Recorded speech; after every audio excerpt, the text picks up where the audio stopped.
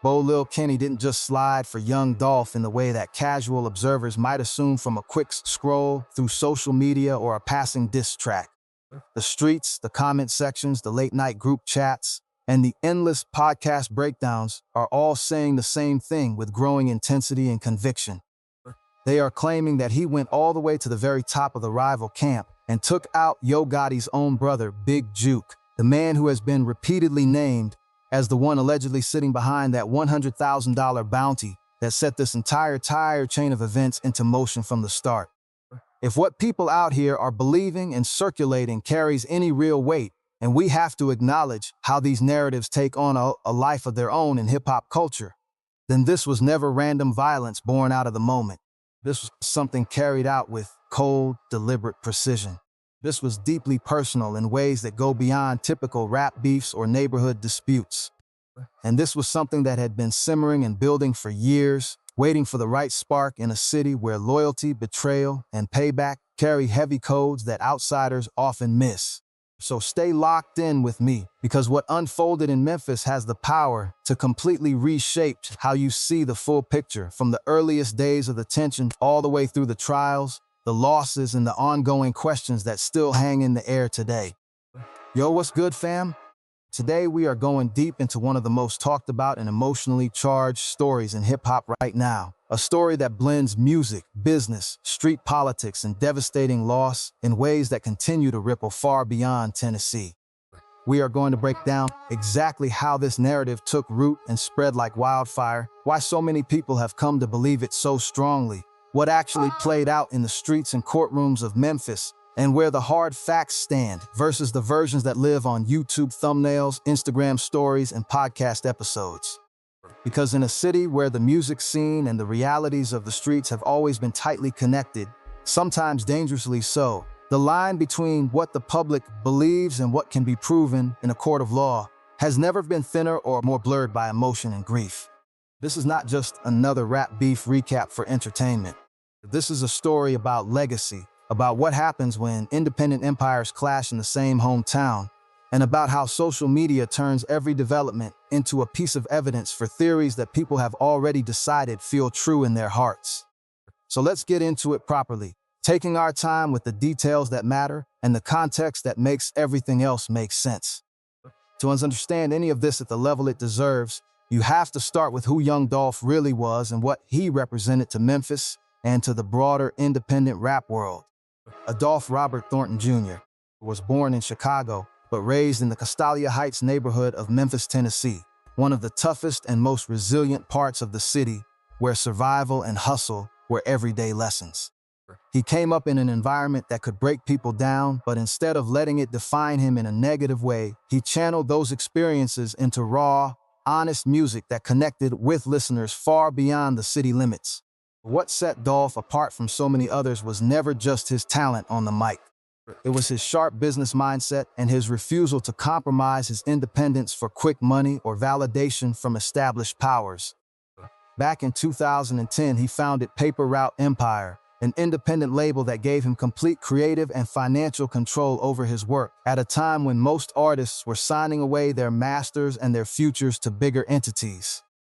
While other rappers were chasing major label deals and giving up ownership, Dolph was quietly building something that belonged to him and his circle from the ground up. He signed his own cousin Key Glock, brought in Kenny Muni, Big Moochie Grape, Jay Fizzle, and Snoop bands, and created a roster that truly represented the sound and spirit of Memphis without needing outside approval or interference. Albums like King of Memphis and Rich Slave, which climbed all the way to number 4 on the Billboard 200, proved that an artist could win big on his own terms, chart high, and still maintain full control over his catalog and his message. By the early 2020s, Dolph had become one of the most respected and successful independent artists in the entire game, a blueprint for self-made success that inspired a whole generation of Memphis talent to think bigger about ownership and longevity. But running an independent empire in a city where another major local label had already established deep roots and influence was never going to happen without friction or conflict. On the other side of Memphis stood Yo Gotti and his collective music group, a powerhouse that had been grinding and building for years. Yo Gotti, born Mario Centel Mims, had been making his name in Memphis since the late 1990s, paying dues, dropping projects, and eventually turning CMG into one of the most powerful independent labels in rap, with a roster that included Black Youngsta, Moneybagg Yo, and later Glorilla under its umbrella. Gotti had earned his status as a Memphis legend through consistent work and a deep understanding of the city's streets and its music culture. His path and Dolph's path were always destined to cross, because both men represented strong, independent forces in the same hometown. And in Memphis, the idea of two big dogs operating in the same space without some level of tension has always been rare. The friction reportedly began back in 2014 when Yo Gotti made an attempt to sign young Dolph to CMG. Dolph turned the offer down cleanly, with no immediate public drama attached at the time. He explained his decision publicly by saying he did not want to latch onto someone else's movement when he was already in the process of building his own from the ground up. That choice was the right one for Dolph's long-term career and his vision of independence, but it planted a seed of rivalry that would eventually grow into something far more dangerous and personal than any typical rap beef or competitive posturing. By 2016, the tension had moved far beyond subtle jabs or behind-the-scenes talk. Dolph went straight to social media and called Gotti out directly in public posts that anyone could see and screenshot. He accused him of being a hater, of pressing charges in certain situations, and of using his established position in Memphis to undermine and block anyone who refused to fall in line with his camp. Dolph even went as far as calling him Ho Gotti in front of the entire internet, and he did it without flinching or backing down, showing the kind of boldness that made his fans love him even more. Around that same period, Black Youngsta, one of Gotti's CMG artists, posted videos of himself walking through Dolph's own neighborhood while heavily armed, appearing to look for some kind of confrontation or to send a clear message. The tension had officially stopped being just musical or competitive at that point. It had crossed over into something that felt much more personal and threatening to the people watching from both sides.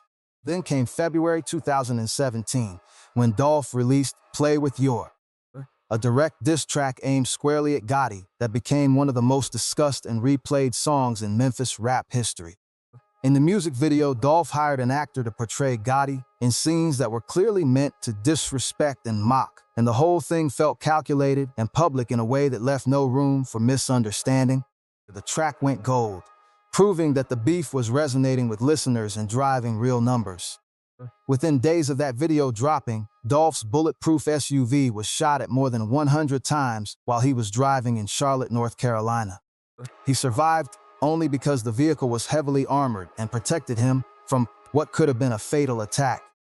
The van used in that shooting was later traced back to a rental connected to Black Youngsta, though no charges were ever filed against him in connection with the incident. Gotti responded with his own track called Don't Beef With Me, but it did nothing to lower the temperature or bring any real peace to the situation. Less than 7 months later, in September 2017, Dolph was shot again, this time outside the Lowe's Hollywood Hotel in Los Angeles. There was no bulletproof SUV to protect him this time. He was hit multiple times and rushed to the hospital in critical condition. A man associated with Yo Gotti named Corey McClendon was arrested on suspicion of attempted murder, but he was ultimately released without any charges being filed. Dolph survived the attack once more, showing the kind of resilience that defined his character, but the repeated attempts on his life made it clear that the beef had escalated to a level where survival itself had become part of the story. By the time the next few years passed, things appeared to have quieted down on the surface. Both camps seemed to focus more on their music and their business, putting out projects and maintaining their movements. But anyone paying close attention knew that the quiet was not the same thing as actual peace or resolution. The underlying tension between Paper Route Empire and CMG had never truly been addressed or put to rest, and in Memphis, unresolved issues like that have a way of resurfacing when you least expect it. Then came November 17, 2021, the day that changed everything and left a permanent hole in the Memphis music community. Dolph was in his hometown, inside Makeda's Homemade Butter Cookies on Airways Boulevard in the Orange Mound neighborhood. He was there simply picking up cookies for his mother, a small, everyday act of love and family that anyone could relate to. That detail has always deeply to the people who followed his story because it showed that Dolph was not in a club, not at a studio session, not at some high-profile event where danger might be more expected. He was in a regular neighborhood spot doing something ordinary for his mom. And that is exactly where he was murdered. Two masked gunmen pulled up in a stolen white Mercedes-Benz and opened fire into the store. Young Dolph was shot multiple times and died on the floor inside that cookie shop. He was only 36 years old, a man who had built so much and still had so much more ahead of him. The shooters fled the scene immediately, and the Mercedes was later discovered outside an abandoned house in Memphis's Orange Mound neighborhood. The location of that abandoned house would later become significant in the investigation because of its proximity to certain individuals connected to the case. The investigation moved quickly in some areas and more slowly in others, as these things often do when emotions are high and leads have to be carefully pursued. In January 2022, two men were indicted for the murder.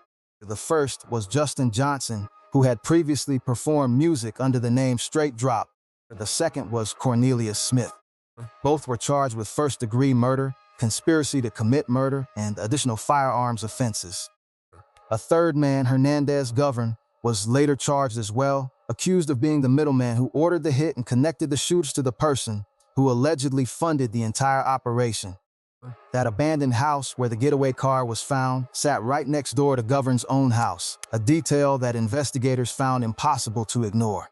The trials took years to fully play out, which is common in complex cases involving multiple defendants and serious charges. Justin Johnson's case finally went before a jury in September 2024, nearly 3 years after Dolph's death. And what came out during that courtroom process shook Memphis and the wider hip-hop world to its foundation. Cornelius Smith took the stand on the very first day of the trial and admitted to being one of the shooters. He described in clear detail how the murder had been planned and carried out, leaving little room for doubt about the sequence of events. According to Smith's testimony, he and Justin John Johnson had been approached by Hernandez Govern, who then put them in contact with Anthony Mims. Anthony Mims was better known as Big Juke, and Big Juke was Yo Gotti's brother. Shelby County Deputy District Attorney Paul Hagerman laid it out directly in his opening statement. According to prosecutors, Big Juke had placed a $100,000 bounty on young Dolph's life, offering $50,000 to each shooter. Govern allegedly took $10,000 from each man's payout simply for making the introduction and facilitating the connection. Smith testified that Big Juke had offered the hit as a way to get signed to CMG, framing it as kill a rival rapper and earn a record deal in return. That was the alleged arrangement that had been presented to the shooters. The jury deliberated for roughly 4 hours before coming back on September 26, 2024, with unanimous guilty verdicts on all counts, including first-degree murder, conspiracy to commit first-degree murder, and felon in possession of a firearm. Judge Jennifer Mitchell sentenced Justin Johnson to life in prison immediately. A month later, at a separate sentencing hearing, Johnson received an additional 35 years on top of his life sentence for the conspiracy conviction. Cornelius Smith, who had cooperated with prosecutors and testified against Johnson, eventually pleaded guilty to second-degree murder and was sentenced to 20 years without the possibility of parole.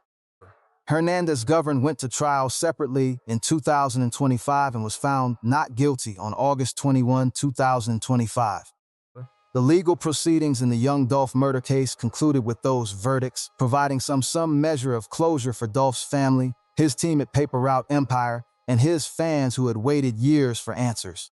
But the larger story was far from over because Big Juke, the man prosecutors had named as the one who allegedly funded the hit, had already been dead for months before Justin Johnson's trial even began. Anthony Mims, known as Big Juke, was 47 years old when he was shot and killed on January 13, 2024. He was in Memphis attending a repast following a relative's funeral, a family gathering meant for mourning and support rather than any kind of confrontation. He and another man were outside the Perrin Restaurant and Event Center on Winchester Road when shots suddenly rang out. Both men were hit and rushed to the hospital, but Big Juke did not survive his injuries. Memphis police confirmed the shooting quickly and began their work. Officers in the area had heard gunfire around 4:15 in the afternoon and responded immediately, finding both victims with multiple gunshot wounds. Surveillance cameras in the area captured images of a vehicle believed to be connected to the shooting, and Memphis police released those images publicly in the hope that tips from the community would come in. Despite those efforts and the high-profile nature of the victim, by the time Justin Johnson's trial opened in September 2024, police still had no arrests in Big Juke's case.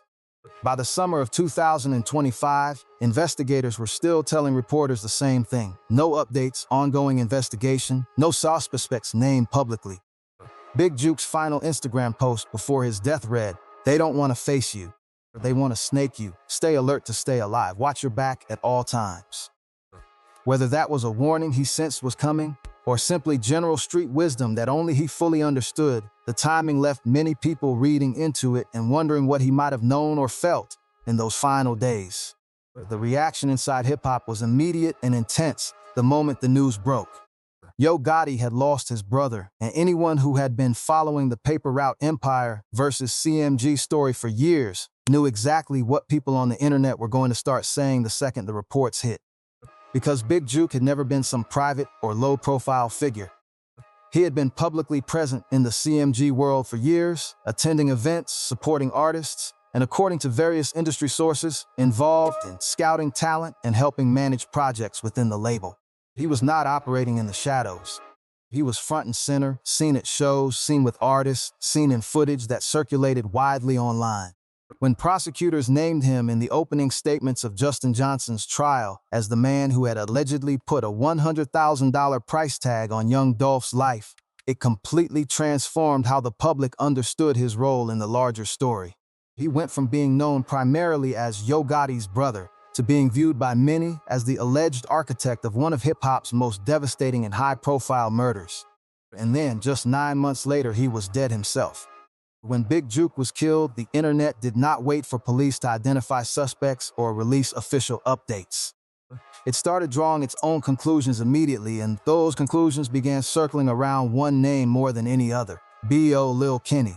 To understand why his name came up so fast and stuck so hard, you have to understand who BEO Lil Kenny is and exactly where he fits into this story. His background and his music made him a central figure in the narrative, even before the online theories started flying in every direction. BEO Lil Kenny is a Memphis rapper whose real journey in music began around 2013 after a stint in juvenile detention. A friend pushed him to record his first track, Nightmare on King Drive, and something clicked in a way that felt natural and authentic. He recorded his debut album while incarcerated in federal prison, a testament to his determination and focus even in difficult circumstances, which eventually led to a deal with Quality Control Music, Pierre Thomas's label that has been home to major artists like Lil Baby, Migos, and City Girls. It was while moving in those industry circles that Young Thug gave him the name BEO, standing for Being Eliminating Ops, a moniker that carries significant weight and meaning in the context of everything that would later unfold. What made BEO Lil Kenny's position in this story so fascinating and compelling to the internet was his clear and visible connection to Paper Route Empire. He was not just some random Memphis rapper trying to insert himself into the conversation. He was musically affiliated with peer artists in a direct and public way that could not be denied or downplayed. He appeared as a featured artist on Kenny Mooney's 2024 PAE project, The Blue Seasons, and its Super Deluxe Edition. Kenny Mooney released a music video with BEO Lil Kenny for a track called Bodies and Bucks, which came out through Paper Route Empire. He also collaborated with Key Glock on a single called Whoop Da Whoop. These are not distant or casual associations. These are on-record musical collaborations with the artists who were closest to young Dolph and who continued carrying the PRE flag after his death. That combination, a rapper whose name literally stands for Eliminating Ops, who is visibly connected to PE, who carries the energy of someone aligned with the Dolph side of Memphis, and who releases tracks with titles like Bodies and Bucks while appearing alongside Key Glock, was more than enough for the streets to start treating him as the central character in the biggest retaliation story Memphis had seen in years. Here is where the theory really takes shape and gains momentum in the minds of people following every development. Think about what Big Juke represented in this entire saga. This was not just some random CMG associate or background figure. According to the testimony presented at Justin Johnson's murder trial, Big Juke was the man who had allegedly put up the $100,000 bounty on young Dolph's life. He was the one who had allegedly approached the shooters, offered them money and the promise of a record deal, and set the entire chain of events in motion that ended with Dolph dead on the floor of a neighborhood cookie shop. In the eyes of many on the pre-side of Memphis, Big Juke was not simply an enemy or a rival. He was viewed as the architect of the whole thing, the person responsible for the loss that still hurt so many people deeply. And when he was shot and killed in January 2024, just months before a jury would convict Justin Johnson and hear all of that testimony in open court, the streets immediately started asking the same questions over and over. Who did this, and did they do it for Dolph? BEO Lil Kenny's name came up fast, and the reasons people pointed to him were not pulled out of thin air or based on random guessing.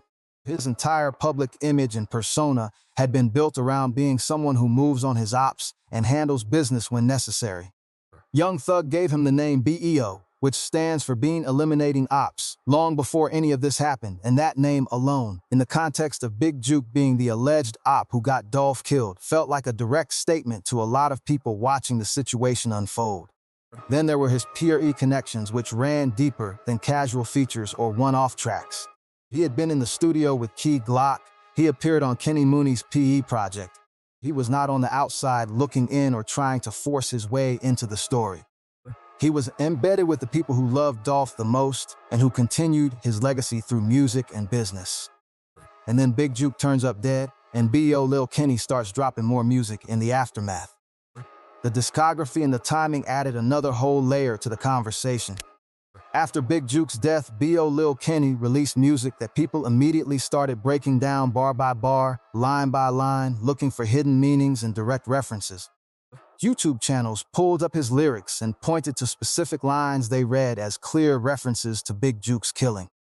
One video that went massively viral carried a title claiming Lil Kenny had dissed Big Juke in front of his own mother, and the phrase about downing his brother tore through comment sections and group chats like wildfire. The podcast spent hours dissecting every word, every delivery, every possible double meaning. The theory was no longer just a rumor floating around. It had become a full-blown documentary-style narrative with BEO Lil Kenny positioned as the main character who had allegedly delivered justice in the streets when the system had not yet delivered full closure. His social media activity during that period was watched obsessively by thousands of people.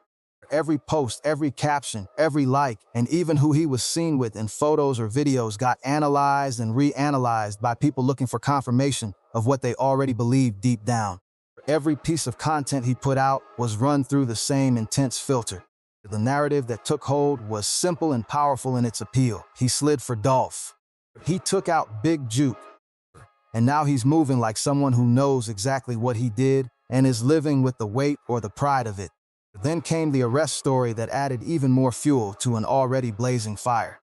At some point in the period following Big Juke's murder, reports began spreading online, claiming that BEO Lil Kenny had been arrested in connection with the killing. The story moved fast, as these things always do in the age of instant sharing. Blog posts went up within hours, YouTube videos went live with dramatic thumbnails and titles. Social media amplified the claim before anyone had real time to verify the details or check official sources. The narrative was already fully formed in a lot of people's minds, and an arrest report, even an unverified one, fit perfectly into the story they were telling themselves and each other. The problem was that BEO Lil Kenny had not been arrested for Big Juke's murder. The confusion appears to have stemmed from another individual with a similar name who had encountered law enforcement around the same time, and the names got blurred together in the chaos of online reporting, where speed often beats accuracy and corrections rarely travel as far as the original claims. BEO Lil Kenny himself went on record to address the false arrest claims directly, responding publicly to the rumors that had put his name in connection with one of Memphis's most high-profile unsolved murders. He cleared the air as best he could, but here's where it gets real and where the power of narrative over fact becomes clearest. Once a story like this takes hold on the internet and spreads through the specific channels that hip-hop fans use to consume information, a correction rarely travels as far or as fast as the original explosive claim. The arrest rumors circulated to millions of people across multiple platforms. The debunking and the factual clarification reached far fewer eyes and ears. So the theory kept spreading, kept getting discussed on podcasts, kept generating new YouTube videos, and kept pulling BEO Lil Kenny's name into a conversation that official law enforcement had never confirmed he had any part in. Memphis police have maintained from the beginning that Big Juke's murder remains an open and unsolved investigation. As of the summer of 2025, officers were still telling the Commercial Appeal and other local news outlets that there are no updates and that the case is ongoing with no charges filed and no suspects named publicly.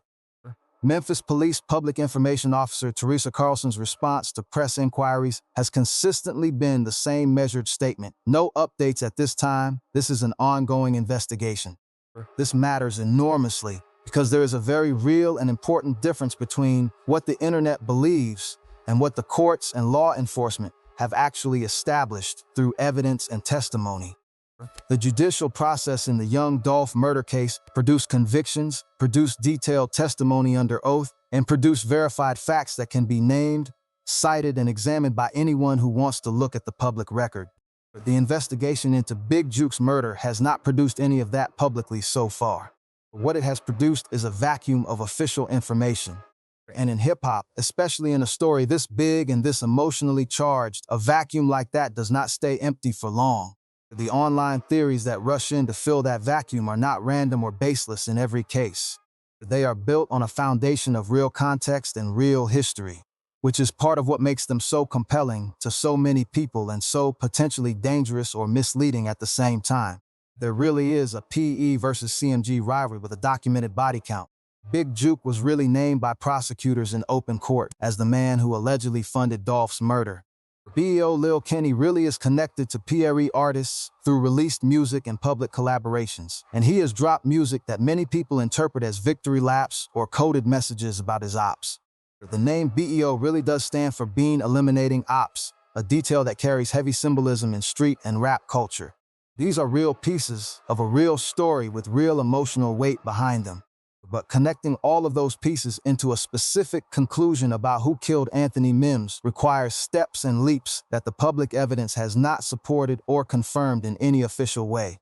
What this entire story reflects is something much bigger and more complicated about how Memphis street politics and social media now feed off each other in a nonstop cycle. Memphis has always had its own codes, its own unwritten rules about how people respond when someone they love gets taken from them in violence. For years, those responses stayed largely local, handled within the community according to traditions that outsiders might not fully understand or agree with. Hip-hop changed everything about that dynamic. When Dolph and Gotti turned their rivalry into music that the whole world could hear and analyze, they broadcast it far beyond Memphis city limits.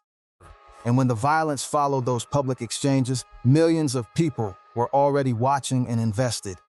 Social media turned every single piece of the story into content that could be consumed, shared, debated, and turned into new theories within minutes. Diss records got decoded line by line. Old posts and videos got resurfaced and reinterpreted with new context. Lyrics got analyzed and reanalyzed until every possible meaning had been extracted and discussed. What was once a local war between two camps in one city became a live, global narrative that people all over the world were following in real time, often with strong opinions and emotional investment. BEO Lil Kenny became the most talked about suspect in a murder that police have never publicly connected him to in any official capacity. His car was reportedly shot up in Memphis during this same period, which only deepened the theory for people who already believed he was now living inside the consequences of what he had allegedly done. And through all of it, he kept making music, he kept posting on social media, he kept moving through his life and his career, which for a lot of people watching from the outside felt like a statement all by itself, whether intentional or not. But here's what we actually know when we strip away the theories and stick strictly to what has been proven in court or stated by law enforcement. Justin Johnson was convicted of Dolph's murder and is serving life plus 35 additional years. Cornelius Smith admitted to being the second shooter, cooperated with prosecutors, and is serving 20 years after pleading to second-degree murder. Hernandez Govern was acquitted in his separate trial. Prosecutors alleged that Big Juke funded the $100,000 bounty. Big Juke was killed in January 2024, and his murder remains officially unsolved, with no arrests or charges filed publicly as of the latest available information. BEO Lil has documented ties to PA artists through released music and collaborations, has dropped music that the streets interpreted as connected to that killing, and responded publicly to false arrest rumors that spread virally across multiple platforms. Memphis police have named no suspects publicly in Big Juke's death and continue to describe the investigation as ongoing. Everything else, every specific claim about who pulled the trigger on Big Juke and why, lives in the realm of internet discussion, street talk, and narrative building rather than established fact. And the internet in 2024 and 2025 moves faster than truth, speaks louder than facts in many cases, and stays more emotionally invested in the clean, satisfying narrative than in the messy details that complicate it or refuse to fit neatly into existing theories. The story of young Dolph still carries so much power because Dolph himself had real power, the kind that came from authenticity, ownership, and genuine love for his city and his people. He was a man who built something lasting and meaningful, who loved Memphis deeply, and who turned down a reported $22 million label deal because he believed more in what he was building for himself and his team than he believed in someone else's check or someone else's vision. He was picking up cookies for his mother on the day he was murdered, not in a club, not in some dangerous situation he had walked into knowingly. He was in a neighborhood cookie shop doing something simple and human. That detail never stops hitting hard for the people who knew him or followed his journey. His partner Mia J, his children, his family, and his entire PA camp were left to carry on without him. Key Glock stepped up to hold down Paper Route Empire after losing his mentor and cousin, channeling his grief into continuing the work and the vision. Kenny Mooney said that what he learned under Dolph was to go get the money and nothing else, a mindset that reflects the independent hustle Dolph embodied every day. That is the legacy that keeps people emotionally invested in every development connected to his name, whether those developments come from courtrooms or from the streets. This is why this story will not die quietly, because Dolph deserved better than what happened to him. And the people who loved him know that truth in their bones. People are still looking for justice in different ways. Some of them are looking for it in courtrooms and conviction records and official investigations. Some of them are looking for it in diss tracks, social media posts, and the movements of a Memphis rapper named BEO Lil, whose name and persona have become inseparable from this conversation in the public eye. And as long as Big Juke's murder stays officially unsolved, as long as Memphis police keep saying there are no updates and the investigation remains ongoing, people are going to keep drawing their own conclusions and filling in the blanks with the information and the emotions they have available to them. The silence from law enforcement has never stopped this story from moving forward in the public imagination. If anything, it has made the conversation louder and more persistent, because when the system does not provide clear answers in a timely way, the streets and the internet will step in together to create their own versions of closure or justice. Key Glock said it best when he talked about losing Dolph and the reality of mortality in this life. He said, everybody has a date. You cannot run from it. No matter what it is, you gotta wake up, live your best life, and be prepared for whatever comes.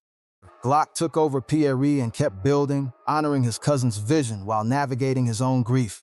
Kenny Mooney kept dropping projects on the label, with BEO Lil appearing on releases and continuing to make music that resonates with fans who see him as part of that circle. The machine kept moving even as the streets stayed combustible and the theories continued to evolve. Whether BEO Lil Slid for young Dolph is something the streets have already decided for themselves based on the context, the timing, the name, the connections, and the music that followed. What the courts and law enforcement have established is a much shorter and more limited story when it comes to Big Juke's death. Justin Johnson is in prison for the rest of his life for Dolph's murder. Cornelius Smith is locked up after cooperating. Hernandez Govern was acquitted. Big Juke's killer has never been officially named or charged in any public way. And in that silence, In that gap between what people believe happened and what has been proven beyond a reasonable doubt, BEO Lil Kenny's name continues to echo through conversations, comment sections, and content that shows no signs of slowing down. The theory is not going anywhere anytime soon. The music from all sides is not going anywhere. And Memphis is not finished with this story yet, because the questions that remain unanswered continue to fuel new discussions, new interpretations, and new layers of meaning for anyone invested in the legacy of young Dolph and the complex world he helped shape. Drop your thoughts and perspectives in the comments, because this conversation is far from over, and if you want more deep breakdowns that separate the facts from the narratives that grow around them, keep following along as the story continues to unfold in real time.